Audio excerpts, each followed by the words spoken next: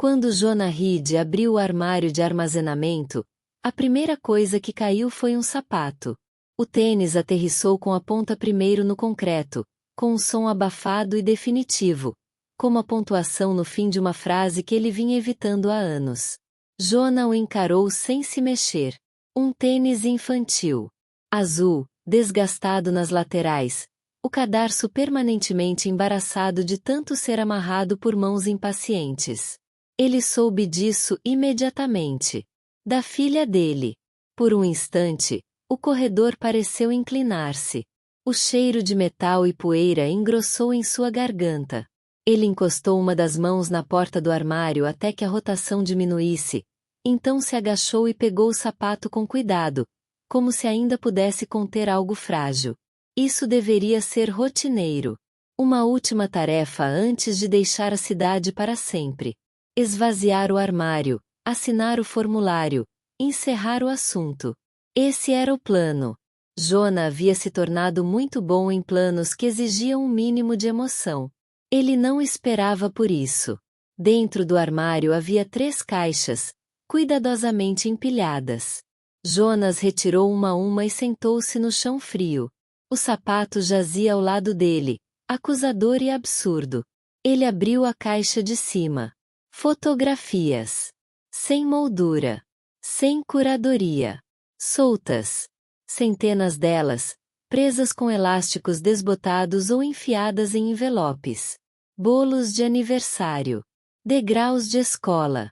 Um quarto de hospital inundado pela luz da manhã. Jonah folheou-as lentamente, a respiração superficial. Ele não havia levado isso. A segunda caixa continha cadernos. Desenhos. Sóis de giz de cera com raios tortos. Famílias de bonequinhos palito com legendas em caligrafia irregular. Uma página o paralisou completamente. Era um desenho de 2 pessoas em lados opostos de uma larga linha azul. Uma estava identificada como eu. A outra como papai. Entre elas, a linha azul estava preenchida com pequenos pontos pretos. Chuva. Jonah percebeu. Ou lágrimas. Ele fechou a caixa. A terceira caixa era mais pesada. Dentro dela, embrulhada num suéter velho, havia uma pilha de cartas. Tudo dirigido a ele. Nenhuma aberta. Jonah ficou sentado ali por um longo tempo, ouvindo o eco distante do trânsito e o zumbido das luzes fluorescentes.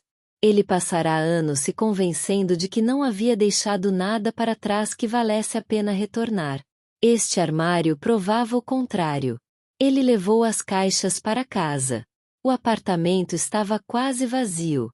Ele havia vendido ou doado a maior parte de seus pertences em preparação para a mudança. As caixas pareciam deslocadas sobre a mesa da cozinha, como artefatos de outra vida. Ele abriu a primeira carta. Jonah, não sei se você algum dia vai ler isso. Não sei se você deveria. Mas preciso escrever isso em algum lugar que não seja dentro da minha cabeça. A caligrafia era familiar, mas mais antiga. Mais deliberada. Maya perguntou por você hoje. Ela queria saber por que você parou de vir.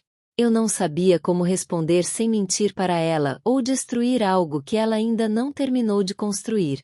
O peito de Jonah apertou. Ele leu até seus olhos arderem. As cartas abrangiam anos. Algumas eram raivosas. Outras, resignadas. Algumas, de uma banalidade comovente. Relatos sobre dentes perdidos, novos professores, livros favoritos. Uma vida inteira documentada para alguém que não estava lá para vê-la. A última carta era diferente. Mais curto. Se você quiser tentar novamente, não comece pedindo desculpas. Comece ouvindo. Não havia assinatura. Jonas não dormiu naquela noite. Pela manhã, ele fez algo que não havia planejado. Ele ficou. A cidade não havia mudado muito. Era o tipo de lugar que envelhecia silenciosamente, sem drama. Jonah caminhava por suas ruas como um visitante e um fantasma ao mesmo tempo. Cada esquina guardava uma lembrança que ele não tinha o direito de revisitar. Ele parou em frente ao antigo centro comunitário sem perceber que estava indo para lá. A placa na entrada anunciava programas extracurriculares e uma venda de bolos para arrecadar fundos. Lá dentro, o ar cheirava a café e produtos de limpeza. Uma mulher estava sentada atrás da mesa, com os óculos bem próximos ao nariz. "Posso ajudar?" perguntou ela. Jonah hesitou. "Estou procurando", ele se interrompeu. "Você ainda coordena o clube de estudos?" Ela assentiu com a cabeça. "Na maioria dos dias." "Você tem interesse em ser voluntária?" A palavra voluntariado soou estranha. Jonah quase riu. "Sim", respondeu ele. "Acho que sim." A primeira tarde foi um caos. As crianças invadiram a sala com mochilas e barulho, arrastando cadeiras e discutindo. Jonah ficou parado sem jeito perto da parede até que um menino enfiou uma folha de exercícios de matemática em suas mãos. "Você pode me ajudar?" perguntou o menino, já impaciente. Jonah assentiu com a cabeça e sentou-se. Horas depois, sua voz estava rouca e sua cabeça doía, mas algo desconhecido se instalara em seu peito. Não era alívio. Não era esperança. Responsabilidade. Isso o aterrorizou. Maya chegou no terceiro dia. Jonah a reconheceu instantaneamente e, ao mesmo tempo, não a reconheceu de jeito nenhum. Ela era mais alta do que ele se lembrava, mais magra.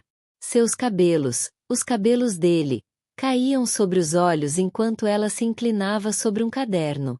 Ela não olhou para ele. Ele a observava do outro lado da sala, com o coração disparado, até que a supervisora bateu palmas. "Muito bem, pessoal. Limpem tudo." Maya arrumou sua mala rapidamente e foi em direção à porta. Jonas se levantou. "Maya!" Ela paralisou. Lentamente, ela se virou. Seus olhos o examinaram com uma confusão educada. Então, o reconhecimento surgiu, nítido e imediato. "Ah!" disse ela. "Isso foi tudo." Jonah começou, mas parou. Ele se lembrou da carta. "Não comece com desculpas. Estou ajudando aqui", disse ele. "Com a lição de casa." Ela assentiu com a cabeça uma vez. "Está bem." Ela esperou, de braços cruzados. "Gostaria de ouvir", acrescentou. Ela o estudou como se fosse um problema em que não confiava. "Tenho uma carona." "Eu sei." Uma pausa. "Está bem", disse ela finalmente. "Mas não agora." E então ela foi embora. Jonas sentou-se novamente, com as pernas tremendo. Ouvir, descobriu-se, era mais difícil do que qualquer coisa que ele tivesse evitado. Maya voltou no dia seguinte. E no outro. Às vezes ela falava. Na maioria das vezes, não. Jonah aprendeu a não preencher o silêncio. Aprendeu a forma da raiva dela, não explosiva, mas densa e cautelosa, como algo compactado para não derramar. Certa tarde, ela finalmente perguntou: "Por que você foi embora?" Jonah respirou fundo lentamente. "Porque eu estava com medo", disse ele. Ela franziu a testa. "De mim?" "Não", disse ele rapidamente. "De mim mesmo." Ela não respondeu, mas também não foi embora. Passaram-se semanas. Jonah parou de empacotar. Encontrou um apartamento menor e assinou um contrato de aluguel que não pretendia cumprir. Continuou fazendo trabalho voluntário. Continuou ouvindo. Certa noite, Maya lhe entregou um caderno. "Eu escrevo coisas", disse ela. "Não cartas." Ele aceitou com cautela. "Leiam-nas", acrescentou ela. "Mas não as corrijam." Ele assentiu com a cabeça. O caderno era cru e preciso. Observações sobre pessoas. Perguntas sem respostas. Raiva que não pedia permissão para existir. Jonah reconheceu a mente dela imediatamente. A mesma perspicácia. A mesma tendência a transformar a dor em palavras. Quando terminou, devolveu-o. Obrigado, disse ele. Ela pareceu aliviada. E então, inesperadamente, com medo. E agora? Perguntou ela. Jonah pensou no armário. Nas cartas. No peso dos anos. Agora, disse ele, continua aparecendo. Ela refletiu sobre isso. Você pode errar, disse ela. Eu sei. Mas não desaparecer. Não vou. Ela assentiu uma vez, satisfeita. Meses depois, Jonah retornou ao depósito. Ele parou em frente ao armário vazio e segurou a chave na mão. Então, deliberadamente, jogou-a no lixo. Ele agora sabia que algumas coisas não deveriam ser guardadas. Eles foram feitos para serem carregados.